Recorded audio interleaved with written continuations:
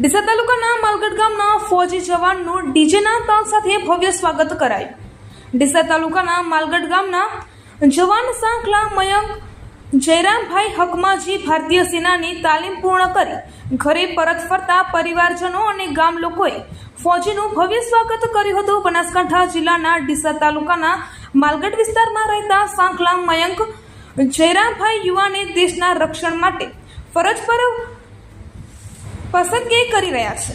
ડીસા તાલુકાના માલગઢ ગામનો યુવાન સાંખલા મયંક જયરામભાઈ આર્મીના 8 મહિનાની ટ્રેનિંગ પૂર્ણ કરી ઘરે પરત ફરતા ગામ લોકોએ અને પરિવારે ફૌજીનું ફૂલહાર પહેરાવી ભવ્ય સ્વાગત કર્યું હતું। ફૌજીના પરિવારજનોએ સાંખલા મયંકભાઈનું સ્વાગત કરતા ફૌજીના પિતાની દેવલોક પામેલા હતા, જેથી તેમની યાદમાં મયંકભાઈ ભાવુક થયા હતા। ફૌજીના પરિવાર અને ગામના લોકોએ માલગઢ ભૈરવ ટેકરી ખાતે ફૌજીને કુમકુમ તિલક કરી હાર પહેરાવીને ભવ્ય સ્વાગત કર્યું હતું અને ફૌજીનો ભૈરવ ટેકરીથી ઘર સુધી વરઘોડો કાઢવામાં આવ્યો હતો। અહેવાલ દરગાહજી સુંદેસા, બનાસકાંઠા।